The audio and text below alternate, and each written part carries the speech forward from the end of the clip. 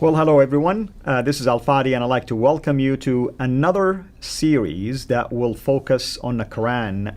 This one is going to deal with the so-called Qira'at and Ahruf controversy, which is probably something that everybody is now becoming more and more familiar with for various reasons. But I'll leave that until a later time during this series that we will discuss this. When I say we, I mean myself. And who else is more qualified to talk about these topics other than our dear brother, Dr. Jay Smith? Jay, thank you so much, as always, for agreeing to be with us, for taking time to do these amazing series. And it's been timely, to say the least. So what is it, Jay, that we are going to deal with in this particular series? Well, Al-Fadi, this is something that has really come and blown up all over the world in the last 2.5 months. We're now in 2020. Back in 2016, we introduced this to a place called Speaker's Corner. Many people know about Speaker's Corner. It's unique in the world.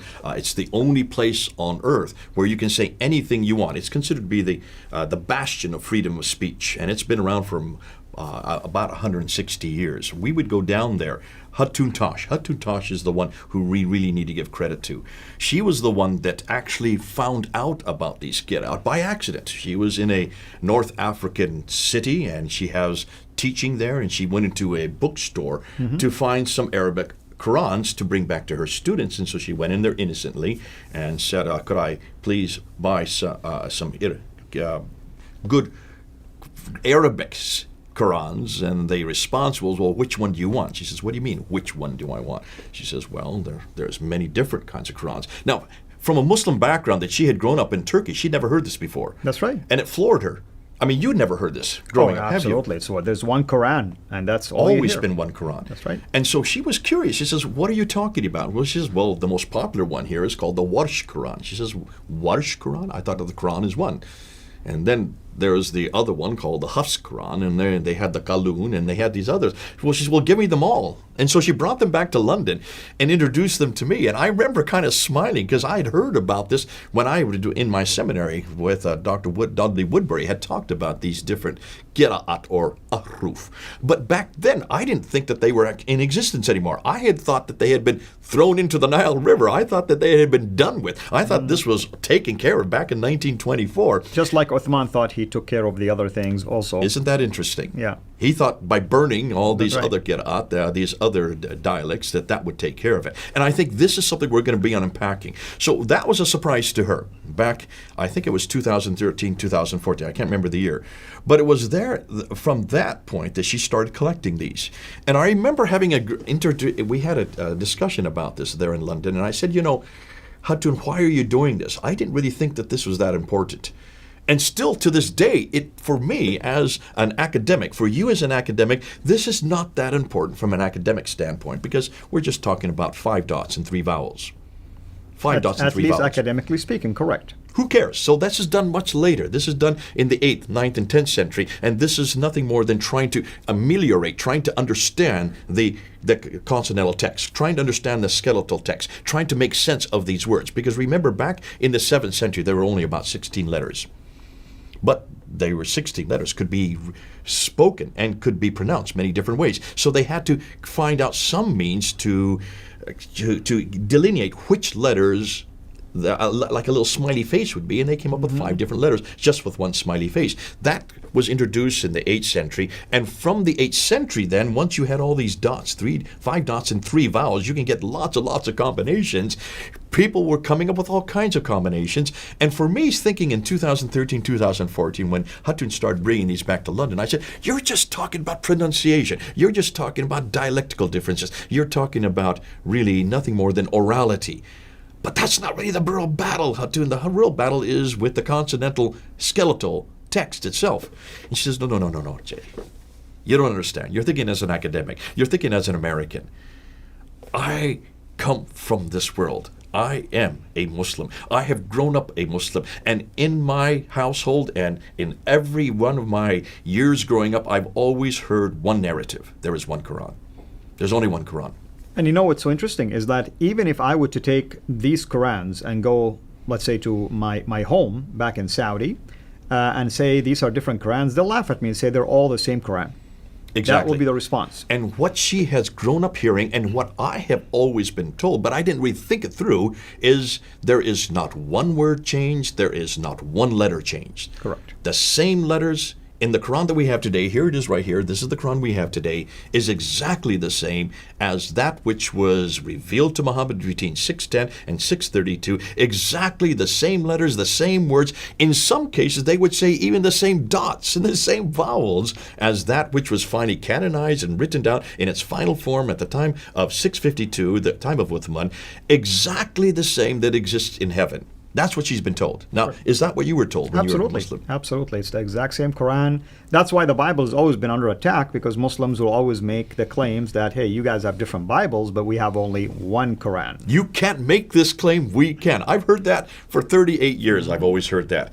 This is the only book that can be traced back to its origin. You can't make that claim. This is the only book that has never changed. You can't make that claim. This is the only book that is eternal. You can't make that claim. This is the only book that has retained its eternality, has not been touched by human hands. You can't make that claim. And I've said, yes, of course, I would never make that claim about the Bible. We don't need to make that claim about the Bible. We have never, for a very good reason, because we know it was written by men. We even know the names of the men that wrote each book. We put their names at the head of each book. Inspired by God, absolutely. But inspired by God, but not written by God, verbatim. And they're making an even bigger claim, and we're going to get into this later on. I don't want to really steal the thunder for right now. But can you understand what Hutton was saying to me back in 2014? She was saying, Jay, wake up, wake up, wake up. Let me, believe me, this will destroy every Muslim's faith. Because every Muslim, and she's talking about 99.9% of Muslims. That is the Muslims who are here in the traditional world, the Muslims that are in where she came from, in Turkey, the Muslims that are on the street, the Muslims that are in their homes, who have always been drilled this in their head, that there is only one Quran, that God preserves that Quran, that God does not allow any human interference, that God guards it. And therefore the Quran that we have in our hand today is the same as the Quran that is in heaven, the same that was given to Muhammad, the same that was written by Uthman. Therefore, to even suggest that there's another Quran or a second Quran or a different Quran destroys everything that she grew up with. And she says, Jay, that's the impact. We've got to collect these Quran. So she did so. She started collecting them. Now, she didn't go to these countries herself. She had friends who were in the certain country, like, say, Morocco, or they were there in Jordan, or they were there in Yemen. Those are the three major countries. And she says, when you go there, go to the bookshop and ask them, I need this one. I need Qalun. I need Nafi. I need Ibn Kathir. And she knew all the names because they're right there in Wikipedia. You can go up on Wikipedia. Go, and I encourage any of you who are listening to this, you Muslims, go to Wikipedia and look at the 30 names, the 30 different canonical Qira'ats, the 30 different Qira'at Qurans. And Samuel Green also on the Answer in Islam website did invest on listing these total of 30, if you wish, the 10 plus the 2 for each one of them, two narrators. And you even have links to where you can go and buy these different ones. I mean, it's like right there out in the open. It's not like there are secrets out there that you cannot really find them. It's available. Show you what we have sitting right in front and of us. I was going to ask you to explain to people, maybe now or next time, what is it that we're showing here? Why do we have these many different so-called Qurans? Why are they sitting right in front of us? Well, folks, these are 7 that I just bought about 2 weeks ago. I got these online. You can buy these online. These are 7 different Qira'at Qurans. That's what we're going to get into. We're going to go look at not just these 7. These are 7 of the 30.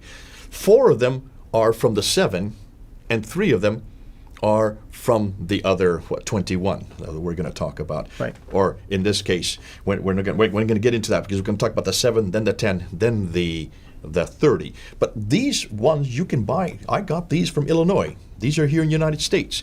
And I would encourage any of you who want to get into this field, buy them up now, because they're going to stop this once they realize how public we're going to make this, that every one of these Qurans that you see here is different. Not one of these is the same. And these has nothing to do with translations. This has nothing to do with English or French or Portuguese or any other language. These are all in Arabic, which is your language. Yeah, and I want to just explain because people ask me sometimes, are you saying these are two different Qurans, different meaning, like when you open them, you're not going to find exactly the same thing? I know where you're coming from when you say different. Please explain, what do we mean by different? So when you look at the Arabic, now this is Arabic and English. This is the Quran that we use today. This is the Quran that everybody uses. Well, now according to Yasakadi, at least 90% of the Muslim world uses this one. And this is the one that we have to use, and it's called the Hafs Quran. We'll get into that later on, what we mean by Hafs. This is the Quran here. I'm going to put it right side up. Here we go. When you look at this one here, let's get it the right way. This right here, look and see what it says. It says Warsh right there. Right. Warsh. Min Nafi'. That's okay. right. Now, there, it's from the family of Nafi. Now, this one here and this one are two of the most popular Qurans in the world today. This one is used in North Africa. This one is used all around the rest of the world, and this is one we have to use. But just looking at the Arabic text in these two, there are 5,000 differences between this book and this book. Yet I've always heard from every Muslim in every corner, in every debate, in every discussion, that the Quran is exactly the same. And there's not one letter, not one word different. That's exactly what I want you to say. When we say different, we're talking from a Muslim standpoint, folks. Muslims will tell you it's one Quran that has no changes whatsoever, yet, there you go, you've heard it, 5,000 changes just between these two. We're going to unpack that a little bit more in another episode. We're going to look at some of the changes. We don't have the time to go through all 5,000.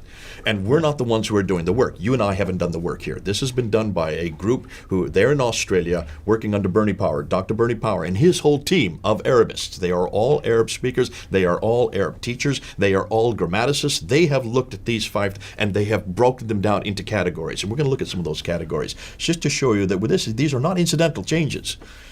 These change not only wholesale words, but also the meanings, and in some cases the practices, and also some cases the beliefs.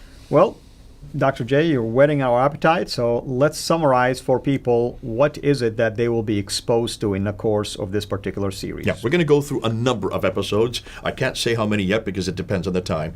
But what we want to first start with are what the Muslim leaders' claims are. And what I would like to do with you, because you come from an Arab background, I want to look at the presuppositional difficulties. You need to be careful what presupposition you start with.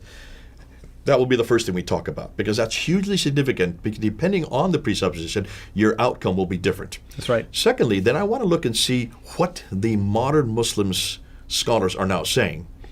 And then I want to go back and compare that with what the medieval Muslim scholars said, and particularly the ones who actually gave us the list of these qira'at. I want to go to Ibn Mujahid and see what he And that's believed. like 400 years later, after the rise of Islam, and we'll tell people why. Well, in case Mujahid, it's 300 years. You're right. Yeah, 300. 936. That's so right. we're talking about the medieval. He did not say what the modern Muslim scholars are saying. But then something happened another century after that, in the 11th century. I don't want to steal the thunder on that one either, so we'll wait till we get to that episode. From there, we're going to look at the 30 official qira'ats that we have today. We're going to show them. We're going to show you the sequence of them. Then we'll move into looking at the variant Qurans. We're going to then ask, how did they come to those 30, or are there more than 30? Hold on to that question. That's going to be fun, because we're going to find there's actually more than 30. And then we're going to unpack as how they were formed. What was it, and what was the criteria they used to choose these 30? Right. You're going to love that one. In fact, that's one of my favorite, because then we're getting to some academic questions. Not there. only that, I mean, I would like for people to know how they chose the most popular one, Hafs, in the first place. Well, that's going to come to that. Yeah. Because before we do that, though, we do want to look at some of the variants. We want to see just how substantial these variants are. Are they meaningless? Are they nothing more than just pronunciation? Mm-hmm. And from there, we'll move into the Hafs. And before we go into the Hafs, I'd like to do a comparison between the Hafs and the Warsh, these two. And we'll do an episode just looking at these two, comparing these two. And by the way, these are the most common ones, you know, Hafs in the most of the Muslim world, Warsh at least in North Africa. Yeah. So they're very common. That's why I want to talk about, because they're the ones that most people know about. We could do this with the other 28. But we're going to look at just those two because they are the most common. Once we do that, then I want to look and see how is it the Hafs was chosen, and whether or not he should have been chosen. And what we're going to find out, they should never have chosen Hafs. Mm-hmm. He is one of the least legitimate of all the 30 qira'ats to have been chosen.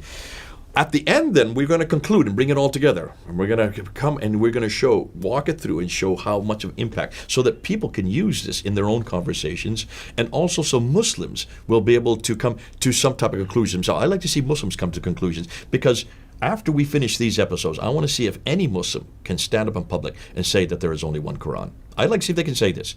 And if they do, I'd like to see how they support it. Because after today, especially after that interview that happened 2.5 months ago between Yasser Qadhi and Muhammad Hijab, after that interview, which blew the whole thing open, I'd like to see how Muslims can really make this claim, continue to make this claim today. Interesting. Well, you've heard it, folks, and obviously we are going to unpack all of this in a number of episodes. We don't know yet how long it's going to take us, simply because it's deep topics, and every one of those topics might take us a couple of episodes if we feel like it's necessary to unpack it at a deeper level.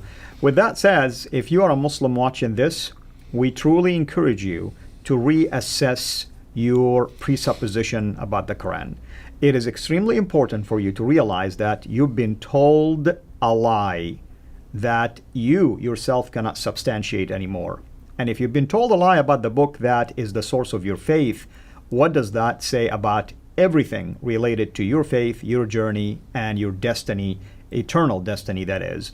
If you're a believer in Christ and watching this, and you are engaged with Muslims in terms of dialogues and things like that, we're not doing this, me and Dr. J, because we want you to attack Muslims. We want you to reach out to them, to reason with them, and hopefully this will provide even a better bridge for you to try to bring them to Jesus. It's not about attacking, it's not about insulting, it's not about mocking, it's about inviting to accept the Lord. Thank you again, everyone, for watching this. Thank you, Dr. J. We look forward to the episodes that will follow. And I encourage you, of course, to take notes, share these videos, watch them over and over again. And if you have any questions, as always, reach out to me or to Dr. J, and we'll do everything possible to respond back to you. Or even if you have thoughts and ideas, we welcome any of that. You never know. Some of your thoughts and ideas can help us even come up with follow-up series as well. Thank you, everyone. God bless you. And until we see you again next time, have a blessed day. Thank you for watching this video. Be sure to like and subscribe to our channel, Sira International. Also, click on the bell so that you can receive notifications whenever we publish a new video or we go live. And I would like to appeal to you to consider becoming a Patreon patron by clicking on the link right below, and that way you can give towards the production of these videos. There are also other options for you on how you can give to our channel. So thank you from the bottom of my heart.